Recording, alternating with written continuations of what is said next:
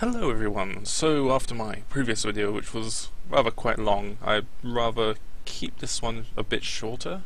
I'm going to individually talk about the change where sentries are disabled for half a second after being sapped and the sapper being broken. Now there was a bug where it lasted 5 seconds, but it was a bug, so just wait a little bit for that, got patched, and I can successfully do an engineer contract. But having done a bunch of pubs with Engineer to see how this actually played out, I've noticed something kind of bad. So, one thing you used to be able to do with Engineer is there was quite a bit of counterplay between Engineer and Spy. Like, Engineer and Spy was kind of a fair fight, because if you had a Sentry, you were essentially in a 2v1 against a Spy. Although Spy did have all these extra bonuses of being able to headshot, being able to backstab, being able to come in and have the element of surprise and feign away of a dead ringer and stuff like that. But you can kill them, you can still kill the Spy, you can still shoot them. That's generally the argument people say. Like, when I come up with this answer, people are just going to say, why don't you shoot the Spy? Well, you can if you have your shotgun equipped, but a lot of the time you have your rescue ranger equipped, and close range, you're going to need 3 shots to kill the Spy, or 1 shot with the rescue ranger and 1 hit with the Southern Hospitality, which is why I use Southern Hospitality. But basically the change makes it so, if a Spy goes in and saps the Sentry, and then pulls out his gun, he essentially wins the fight, because from when I've been playing a bunch of pugs with considerably good Spies, they literally go in, sap the Sentry, then immediately whip out their ambi and shoot you down. Now, I've seen this actually work quite often, even with teammates around, and that's probably something down to my teammates, but a Spy can often just trade his life and kill the Sentry, because then they get the push, then they can push the point, it's worth it. Like, I've got the same ideal when I play Spy. If I die and I kill a medic, or I kill a Sentry, or I kill a sniper, so our sniper can kill the enemy team, it's worth it, because a lot of time you're going to die anyway.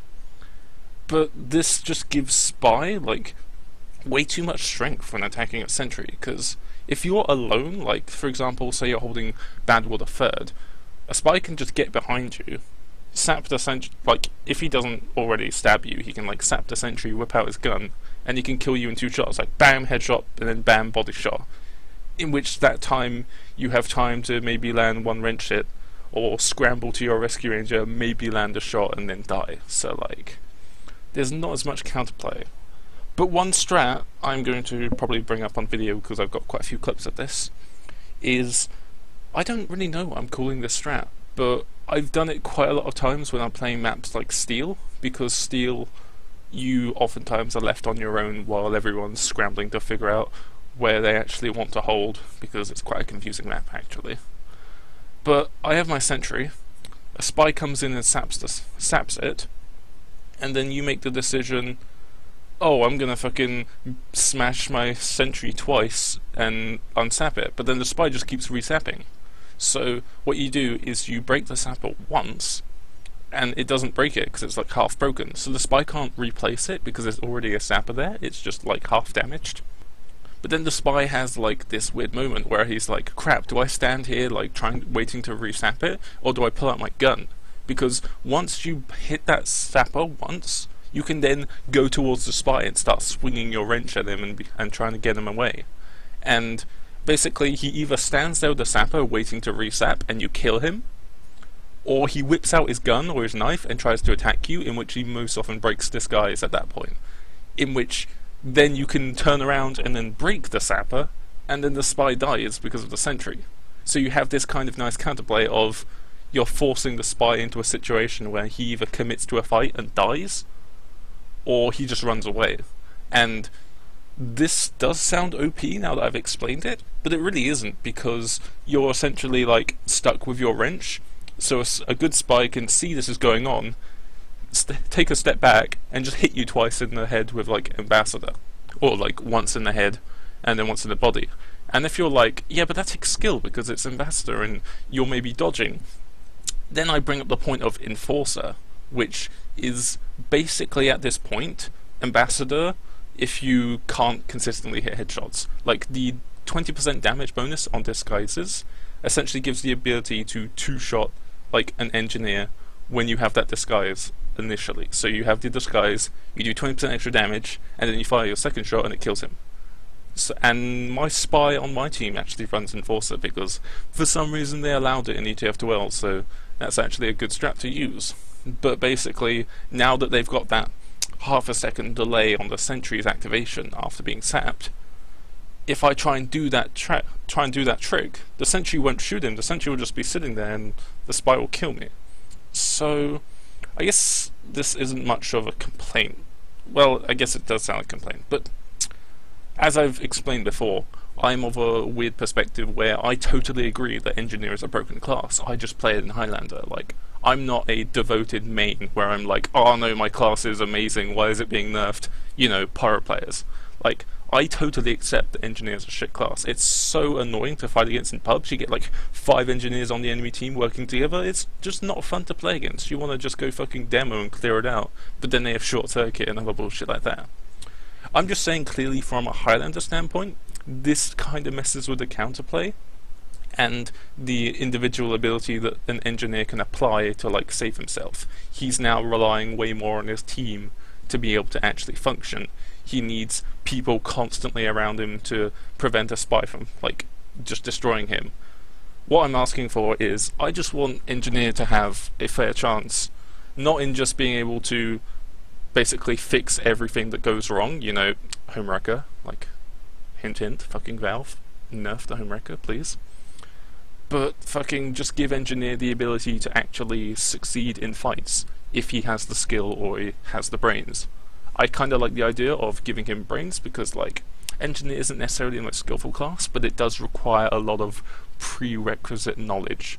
Like, if you want to go into Highlander, or if you want to go into a pub against like relatively decent players, you can't just go, oh, I'm going to play engineer from the first time and be amazing. No, you need to know exactly where to build, you need to know where ammo packs are on the map, you need to pay attention to spies constantly, and you pay attention to your positioning. You need to make sure that you're not poking your head out too far so you get hit by snipers when you're using your Wrangler, that kind of thing. Like, just lots of stuff that you don't really pay attention to when you've played the game a lot.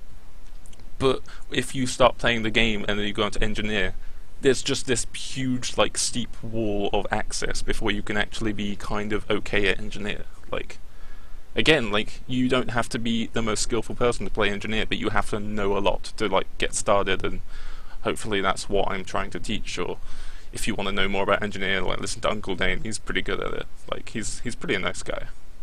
But Valve just give engineer more, like, ways that he can plan out the environment. Like, I'd be totally stoked for like a PDA that instead of having sentries, you have weird traps, like caltrops or bear traps kind of thing, where if someone walks over a trap, they'll be stunned for a second in place, or snared or whatever, so you can line that up with a sniper getting like a free headshot. I mean, like, sentries, Valve obviously doesn't like them, because they put them in the game because that's how engineer was in Quake World, Team Fortress, and Team Fortress Classic and whatever. But as they've been bouncing more and more, they realised that engineer is a very, very well played class in pubs. Like, engineer gets played a lot. I think, according to some stats, I'll have to like verify later, engineer is like the most played class in pubs, just because literally, if you just had a bad day at work, or you've come home from school and you don't feel like doing anything, just go engineer, build a sentry, it does it all for you. Like, engineer on a very low level is very simple and very effective and very useful for the team, because you have dispenser and teleporters and stuff. But then when you play the game more a higher level, this is kind of more semantics, because like, higher level is very, very small part of the community, a very vocal minority, and the game probably shouldn't be balanced around high level, but it should be balanced with high level in mind. But anyway, like, because sentries are such this big threat that doesn't require much input of the player, it generally just slows the game down and makes it unfun, because you're running around a soldier, killing these scouts who can dodge around. A soldier has to land like airshot rockets, demos have to land like pills and sticky jump around, medics have to constantly dodge around and heal, and then you've got this guy sitting in the corner twiddling his thumbs while the sentry just gets all the kills, and people have to just stop their game to kill this guy. Like, I'm totally on their side of Sentries probably shouldn't exist. Maybe replace it with something else, like my idea before. Give Engineer a mech suit. Give him the ability to be basically a shotgun heavy, where he's really tanky. He's got his like shotgun and pistol. He can dispense health and metal to allies who are nearby, and he can probably build teleporters, because teleporters are really, really useful. And just get rid of Sentry. Just make him a combat class. I don't want this to be, oh, we've captured A, now to assault B. I want it to be like a whole fluid thing of just like, instead of it being sections where it's like, we've now killed this engineer set up on A, now we have to deal with another engineer set up on B. It's like, no, just push all the way through. If we can out-DM the enemy team and we can outsmart the enemy team, then we win. But then again, it's a casual game. Like, I guess sentries and heavies and pyros need to exist because there needs to be less of a skill gap in this game, so the people who've been playing it for all of 8 years, like me and a lot of other competitive players, are not absolutely destroying and face rolling all the new players. There needs to be that, like, a very small gap of skill differential, but there also needs to not be completely outrageous things like sentries. So I actually intended on this being a shorter video, but I guess it turned into a rant, but I guess that's what I'm good at doing, so hopefully I put the point across. Probably didn't, but I'll probably make another one of these again. These are actually kind of fun. Bye.